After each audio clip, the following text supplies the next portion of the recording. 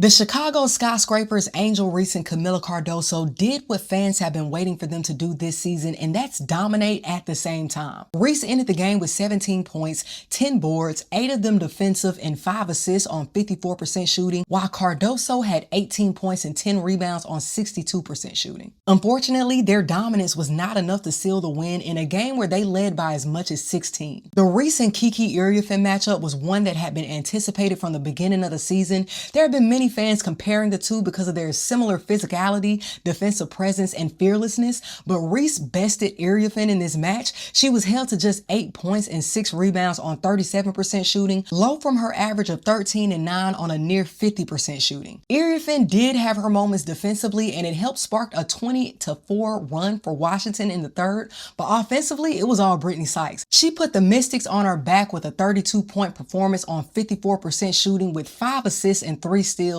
I have to say, her going up against Ariel Atkins was fun to watch. As former teammates, you just know they went at it in practice. In the first half, I thought Atkins had moments where she did well at defending Slim, but honestly, Sykes is just too elusive. I anticipate her being an all-star this year, or I'm calling snub. Atkins ended the game with 10 points and 7 assists. Shakira Austin was excellent defensively. She had 9 rebounds, 4 blocks, and 2 steals. 2 of those blocks were on Angel Reese, and this is when I refer back to the video I made about development. Once Reese adds a pump fake and exploding into layups off 2 feet using her body to shield the defender, it's going to elevate her game so much. I have to also say I like the Mystics starting lineup with Austin over Dolson because y'all know I love post players that act like post players. Every team needs players that can bang, especially going up against a physical team like Chicago. Chicago was the better shooting team from the floor, but was just 30% from 3 compared to the Mystics' 48%, and you really can't trade 2s for 3s. Kia Nurse and Rachel Banham were brought into Chicago to be 3-point shooters,